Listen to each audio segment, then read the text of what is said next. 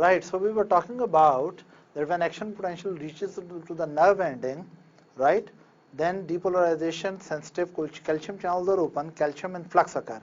That calcium actually leads to the interaction of synaptobrevin and syntaxins, and that results in fusion of the vesicular membrane with the nerve ending membrane and release of acetylcholine. And this acetylcholine passes through the synaptic cleft, fuses with the nicotinicholinergic receptors, which are cationic channels, and produce sodium influx and little potassium efflux. But this dominating sodium influx take the rescue membrane potential of minus 80 millivolt to 0 millivolt. So this part of the membrane, which is motor end plate, eventually gets depolarized.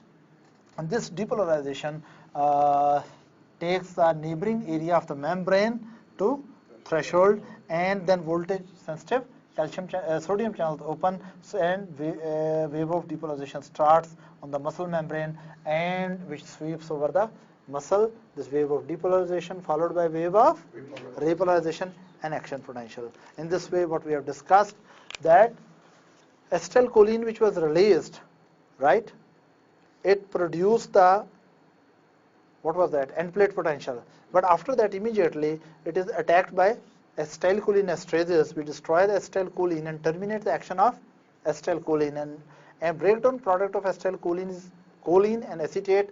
Acetate diffuses out of neuromuscular junction to extracellular fluid and eventually to the, what is that, general circulation, going to the liver. But choline is recaptured by the nerve ending and reused for the synthesis of acetylcholine. One thing which we talked about, that choline we have recaptured. Acetyl-CoA can be again produced in more quantities by the mitochondria. But these vesicular membranes are not simple membranes. These are very specialized membranes, because these vesicular membranes have special transporters within the membrane, right? So when these vesicular membranes become the part of, what is this? Nerve ending membrane or neuronal membrane, right? These are very, very special type of membranes. So we should not get these membranes lost. We should recover them, rather than asking the cell body to keep on constantly supplying very heavy traffic of the vesicles, right? We should be able to reuse these bags. So what really happens, that very, very special type of proteins, right, very, very special type of proteins appear within the nerve ending, and these proteins bind here with the inner side of the vesicular membrane, and then they start pulling this membrane inward. So what they are really doing, that these proteins are simply pinching the piece of that specialized membrane inward, and they keep on pulling it until this membrane is snipped off, and then vesicle is recycled back, but now it is empty. These specialized, then as soon as vesicular membrane has been reclaimed by the nerve ending, right, these proteins go away, right, and they go away where? To recapture another piece of membrane back. These special proteins are called clathrins. What are they called? Clathrins. So in this way, we synthesize and store the neurotransmitters. We release the neurotransmitter. A partial component, choline, is reclaimed, as well as the fused vesicular membrane with the neuronal membrane has also recaptured or reclaimed by the help of clathrins. And once they come back, they are again refilled but by newly synthesized acetylcholine. Am I clear? Now we see what type of different problems can occur to hold this system. A very important disease which is called myasthenia gravis. Myasthenia gravis. It's a disease in which person develop progressive weakness of the muscles, right? And even very small activity fatigues the person a lot, right?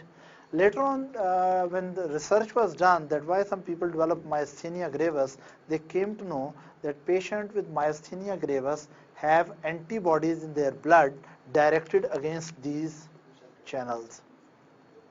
So what really happens that this is your immune headquarter, right? And it has done a mistake. That autoimmune, actually your immune system is supposed to make antibodies against the foreign proteins. But if by some defect, immune system make antibodies which are directed against cholinergic receptors, and these antibodies bind here. If these antibodies bind over here, or what? They bind with the nicotinic cholinergic receptors. When these antibodies are binding here, these are autoantibodies because they are reacting against your own tissue. This is a disease, right? These autoantibodies which are found by the defect in the immune system, and they bind at the neuromuscular junction at the motor end plate, specifically on the nicotinic cholinergic receptors. Do you think now acetylcholine can bind here?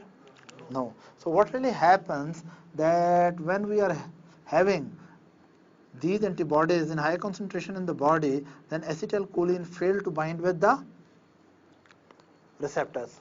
So what really happens when this person wants to make some movement, right?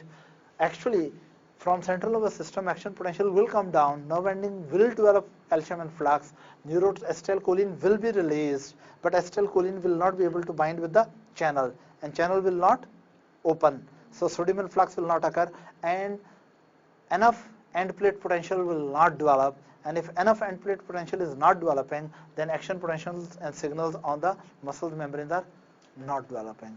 Due to these reasons, these people use a lot of willpower and effort to do even slight movement, because they have to bring a lot of signals here to get a lot of acetylcholine, so that excessive amount of acetylcholine stimulate the remaining, overstimulate the remaining few channels which are yet not blocked by the antibodies. And due to these reasons, these people develop neuromuscular transmission blockade due to autoantibodies present on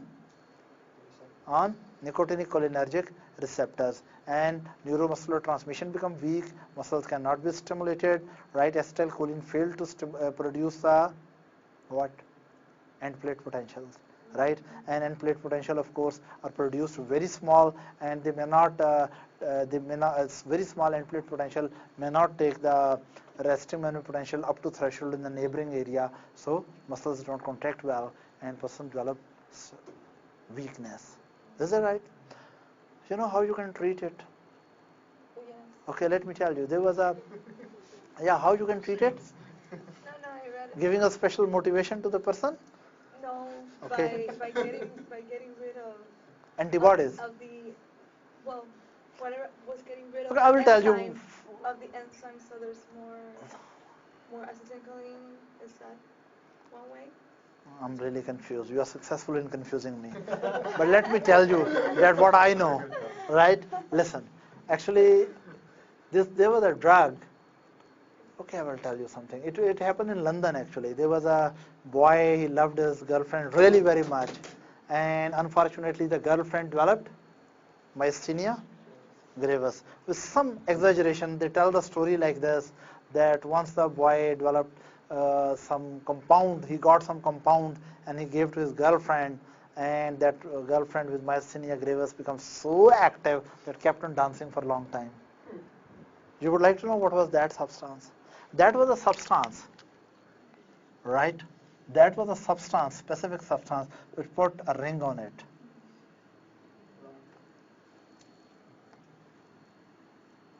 And that blocked which thing? Acetylcholinesterase enzymes. So basically the substance was acetylcholinesterase blocker or inhibitor. If a drug or substance bind with the acetylcholinesterase, what was this enzyme? Acetylcholinesterase. So this drug is acetylcholinesterase blockers. Is that right? And now you see that its active domain is present inside it, and you know it's weeping because this enzyme cannot be active, right? This is a drug which is put on the mouth of acetylcholine cholinesterase. So now in this person, when she was having myasthenia gravis, the problem was that whatever acetylcholine which was released in normal amount, because number of receptors available were less, so normal concentration of acetylcholine working on less receptor was producing smaller end plate potential and not getting enough stimulation to the muscular system. When this drug was given, which was acetylcholinesterase inhibitor, right, and these enzymes were inhibited, even the normal release of the acetylcholine, even though the acetylcholine is released in normal concentration, but it will not be destroyed. So it will accumulate in this area. You're understanding? When acetylcholine will accumulate in the synaptic cleft due to inhibition of acetylcholinesterases, what will happen? You can destroy it. Yeah, a high concentration of acetylcholine will strongly stimulate the remaining available channels, and enough sodium will go in that may produce full end plate potential and action potential start on the muscle cell membrane, and weakness is disappearing. Is that right? So such drugs are now very commonly used in the patients with myasthenia gravis. These drugs are called, yes, these drugs are called acetylcholinesterase inhibitors. The classical drugs in this group are physostigmine,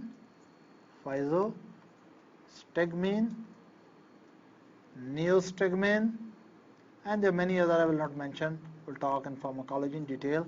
So drugs like physostigmine and neostigmine bind with the acetylcholinesterases present at neuromuscular junction and reduce the catabolism or breakdown of the acetylcholine. So acetylcholine can accumulate in larger amount, and especially it's very useful in the patients with myasthenia gravis, right? So that larger amount of acetylcholine work on the remaining receptors, right, which are yet not blocked by the antibodies, and force them to work more and produce end plate potential strong enough to produce action potentials on the muscle cell membrane. Am I clear? Okay. There is another myasthenic disease which was not treated by this. There's another myasthenic disease in which antibodies were not found against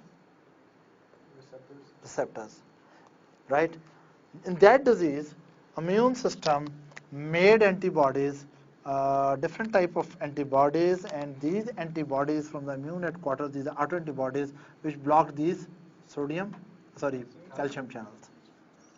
If autoantibodies block these calcium channels, action potentials will come, but do you think enough calcium influx will be there?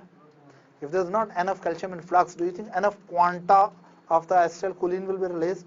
Do you think neuromuscular transmission will be successful? So weakness will develop. This is another type of myasthenic syndrome. This myasthenic syndrome is not called myasthenia gravis. This is called, funny name, Eaton-Lambert or Lambert-Eaton, I don't know. Eaton-Lambert, what? Myasthenic syndrome.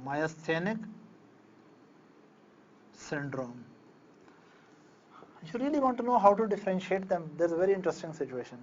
If you have one patient with myasthenia gravis, for example, I have one patient here with myasthenia gravis, and I have one more patient here with Eaton-Lambert syndrome, simply Eaton-Lambert syndrome. Both of them have very much weakness. They find it very difficult to initiate the movement. Let's suppose you bring them on the dining table. Both of them are brought to the dining table. When myasthenia gravis patients start eating, in the beginning he is eating a little bit better, but with the time he becomes very, very weak. Is that right? And when you give him acetylcholinesterase blockers, his performance will go up. Is that right? Again, let me repeat it. That you have one patient who has myasthenia gravis, other patient who has Eaton-Lambert syndrome. Both are very happy to see the food. Both want to eat. But both of them start very slowly. Now, myasthenia gravis patient, as he eats, start very slowly in a fatigued manner. But within few minutes, he becomes extremely fatigued. But Eaton-Lambert patient, He starts in a very slow way, but gradually he improves. What could be the reason? Actually, when he starts enjoying the food, more and more action potential come. So the few calcium channels which are left and spared of the antibodies, they bring more and more calcium. So calcium accumulate and better release occur. So this is a fatigue which is person start with the fatigue and gradually it becomes relieved, less severe problem. In myasthenia gravis, person start with the fatigue and he become more severe problem. Are you understanding it? But it's very difficult to remember who really got more active with the time. I have remembered. Little Lambert will eat the lamb even. Just give him enough time, he'll keep on eating and become more active. Is that right? But myasthenia gravis is in a very grave situation. You see the food, but he's like this. Even his eyelids will also droop like this. You get it now? So the purpose of all this thing is that there are two myasthenic syndromes. There myasthenia gravis, the myasthenic syndrome called Eaton-Lambert syndrome. Look at both of them and pair the neuromuscular transmission.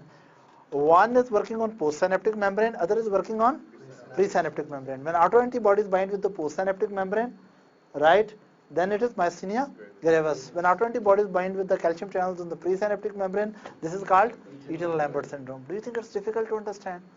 It's easy. Let's talk about some other drugs which work on this neurotransmission. There is a drug. You look at it. This drug can bind here and block the very naughty and happy. It has blocked this pump. Choline uptake has been blocked, right? And if you give this drug, of course not a drug, it's a toxin, I think. If you give this thing to someone in high concentration, it goes and blocks the choline. What is this? It blocks the choline uptake mechanisms. Progressively, acetylcholine formation will drop. And eventually, what will happen? The release of acetylcholine will be reduced. And eventually, at this place, the end plate potentials will be produced less and muscles will develop weakness. This drug is called hemicolinium. Hemicolinium. Is that right? This is hemicolinium. Right? This is one step. Now you talk about another drug. There's another drug which can block this thing.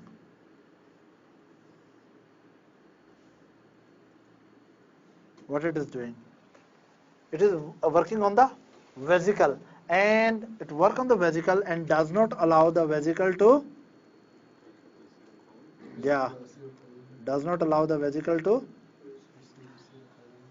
concentrate the acetylcholine. So acetylcholine is not being concentrated in vesicles. So vesicles are overfilled or underfilled?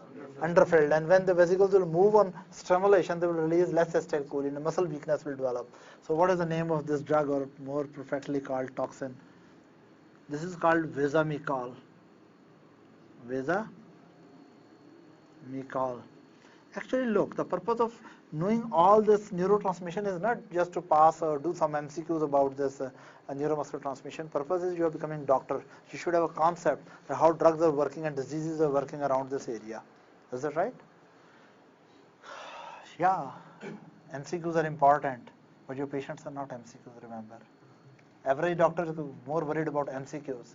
A very good doctor, when he is in the making, he knows that if his knowledge is good, concepts are good, MCQs will be done as a byproduct. His concept should be aligned for the management of the patient, right? Anyway, so Vesamicol. Then, have you heard of the botulinum toxin? There is a bacteria which produces the toxins, and those exotoxin, if you take it in food, your muscles will become floppy and paralyzed. Have you heard of that? Botulinum toxin, you never heard of it. Sometimes it is, these bacteria are present in honey, and mothers, I don't know why, they love their babies to give them honey. And if unfortunately some mother has given honey with botulinum toxin to the baby will become floppy baby syndrome. How? Let me tell you. Even botulinum toxin is so toxic that you just imagine that actually, the bacteria which produces botulinum toxin, that is anaerobic bacteria. So it loves to grow in canned food. food which is in the can, where we produce anaerobic environment, right? So if unfortunately this bacteria or its spores are packed into that can, they will multiply there and they produce exotoxin. And if you imagine in some restaurant food with that exotoxin is served, what will happen? Someone, you'll find one patient having a drooping of the upper eyelid, other is trying to talk and he cannot, one has a sagging of the face, nerves are not working, muscles are not working, neuromuscular transmission. Someone will just fall like this, and someone who has eaten more respiratory arrest will occur and he will die. You understand it? So how it really happens, how the toxin work? Look, that bacteria, I think it's a very deadly bacteria. Is that right? That produces exotoxin. This is the exotoxin. Exotoxin is a very special type of cutter. This is a proteolytic enzyme. Botulinum toxin is a proteolytic enzyme, right? It can break down certain proteins. When botulinum toxin goes into your body and into your blood, these toxins through the blood, when they come across near choline uptake system, these toxins love to bind with choline uptake system, and through that they come into nerve ending. So they concentrate into which nerve endings?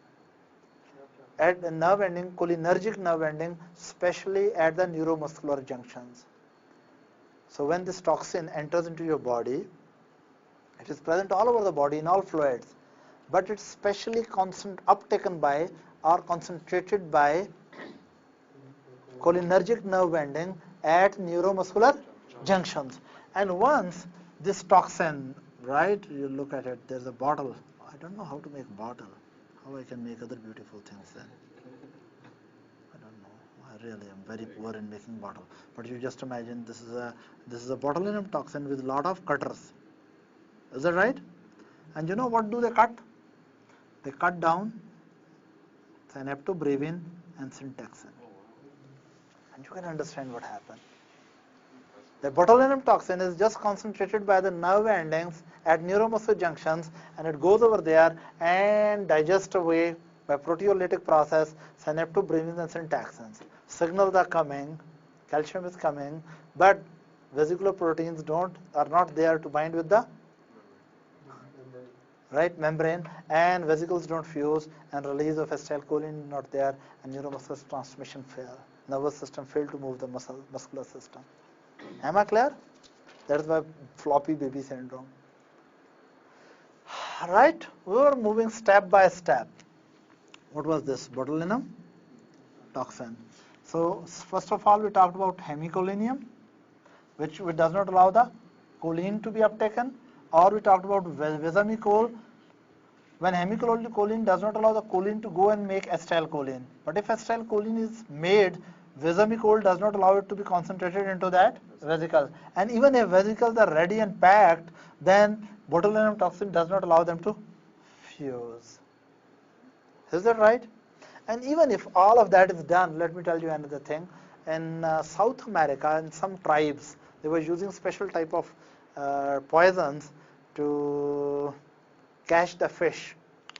They throw that poison in the pond, and all the fish get paralyzed and come on the surface, and they just catch them and go home. And sometimes they put that poison on the arrows for their enemies, and enemy not only get injured by the arrows, he is unable to move. Is that like the frogs? They rub it on certain frogs? Pardon? Is it certain frogs? Yeah. They take the dart and rub it on the frogs, and they're like neurotoxic. Maybe you have found someone to rub on the frog, but this is your private matter. But what we are talking about, South American people, tribes, which used to catch the fish by that toxin, they used to put those poisons on the arrowheads, and so that they shoot the arrow, another person gets the injury, and then toxin goes into their body, and then the person gets paralyzed. That toxin, what that toxin was doing, look at it. Here is what is coming? Not arrow. And arrow is loaded with the toxin. It is loaded with the toxin. What this toxin is doing? This toxin, when it comes into blood of the person or in the fish does not have blood, am I right? Or does it have? I'm not specialist in fish. Anyway, so actually, any animal which has neuromuscular junctions dependent on this type of transmission. Now I'm trying to be diplomatic, right? So this toxin come into the body of that animal. This toxin will go. It will bind over here with what? What is this? And it is like a cap. It caps this area. What do you think if they are capped? And look at it. What is this? It's a T. This T is, when they are capped, do you think acetylcholine can bind and stimulate?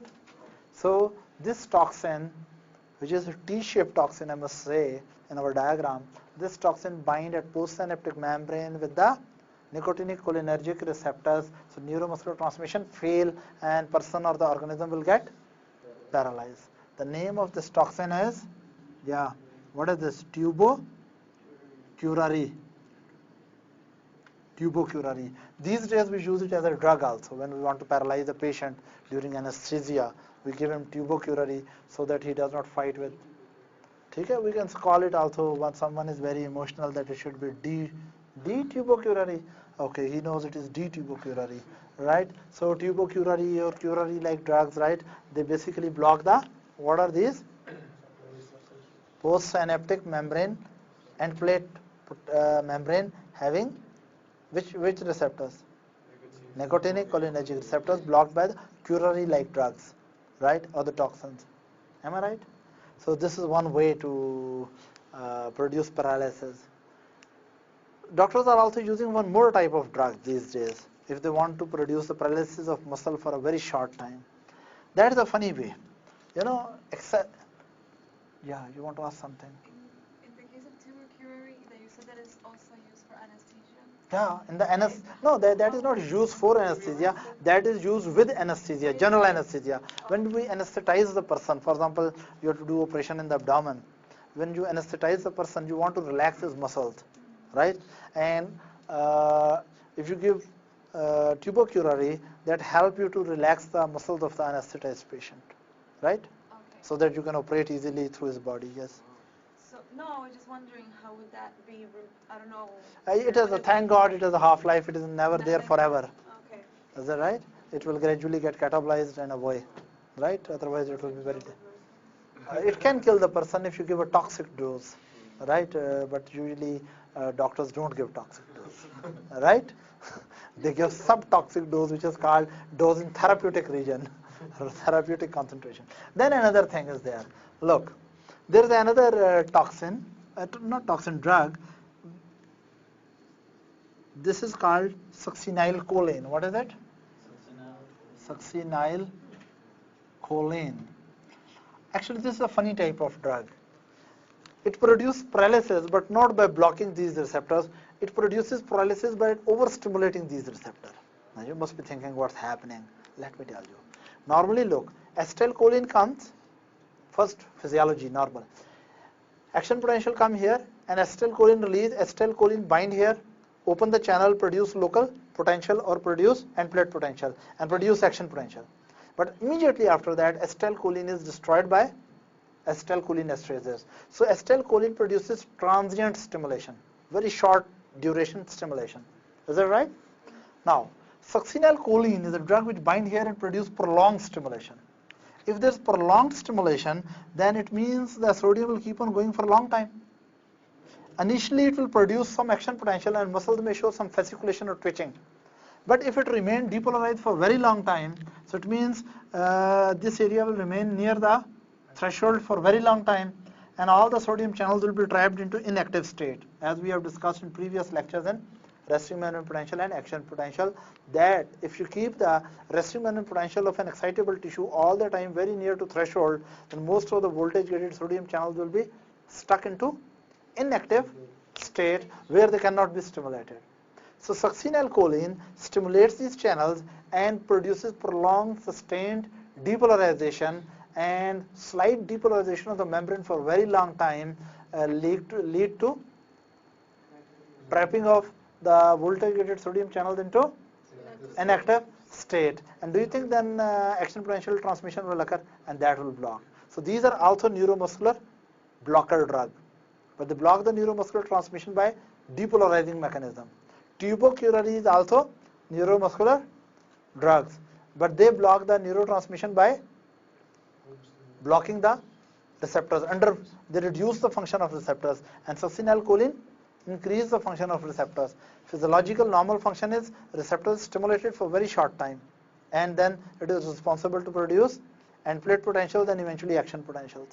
But tubercularity that blocks these receptors so severely that no end plate potentials are produced, and succinylcholine produced very prolonged end plate potential which keep on stimulating the voltage gated sodium channels, and they all get stuck into inactive state and they are not excitable. Is that right? So these are hypopolarizing neuromuscular blocker, and these are depolarizing neuromuscular blockers. They are depolarizing, prolonged depolarization by prolonged stimulation. Is that right? So how many clinical conditions we study around neuromuscular junction? Number one we talked about. Okay, we'll talk about one by one. Number one we talked about myasthenia gravis. Here the autoantibodies were directed against presynaptic membrane or postsynaptic membrane? Postsynaptic membrane, you have to answer it. And exactly autoantibodies are directed against which component of postsynaptic membrane? Which receptors? Nicotinic, cholinergic receptors. They are blocked in myasthenia gravis. And what kind of drugs are used for there? Which we studied the drug for myasthenia gravis. Acetylcholinesterase inhibitor, which are neostigmine and physostigmine in this condition, so that whatever acetylcholine is coming, it's not getting destroyed, and accumulated acetylcholine overstimulate the unblocked receptors and produce large enough end plate potential, right? Then we have talked about Eaton-Lambert syndrome. This is also myasthenic syndrome, but in this case, autoantibodies are not directed against postsynaptic membrane, they're directed against presynaptic membrane. Against which component of the presynaptic membrane? Calcium channels. So simply vesicles don't release. Then we talked about a drug called hemicolinium. In hemicolinium, what was happening? That in the nerve ending, choline uptake mechanisms were impaired, acetylcholine synthesis was impaired. Then there was another drug which was called Mecol, and what it was doing, that whatever acetylcholine is synthesized, it does not allow the vesicular transporters to take that acetylcholine to vesicles, so vesicles remain underfilled, right? Then there was a drug, what was that? No, before that there was these drugs which destroy botulinum toxins. They destroy the synaptobranchs and syntaxins and similar proteins, so vesicles are unable to fuse with the neuronal membrane, and release of neurotransmitter fails. Then we talked about that, tubercularity. This group of drugs simply blocks the nicotinic channels, cholinergic nicotinic channels, and end plate potentials are not formed with enough strength. And then we have drug succinylcholine, which overstimulate for long prolonged duration, overstimulate the end plate potential receptors, which are nicotinic cholinergic receptors. They are overstimulated for a long time, then they prolong depolarization, lead to the failure of voltage gated sodium channels, because they get stuck into an active state, and again there's paralysis. So out of these, how many of them are producing? This is autoimmune mediated weakness of the muscles on postsynaptic membrane. This is autoimmune mediated weakness produced by failure of presynaptic membrane actions. Hemicolinium is also producing weakness. Vesomicol is also producing weakness. Botulinum toxin also produce. Tubercularity also produce weakness, and succinylcholine also produces weakness. Am I clear? Only group which was producing stimulation was acetylcholinesterase inhibitors, which inhibit these enzymes and allow the acetylcholine to accumulate here and overstimulate, so that muscles can work well in myasthenic gravis patients. Do you have any question? Do you understand the clinical application of all this neuromuscular transmission? Class dismissed. Thank you, thank you, thank you.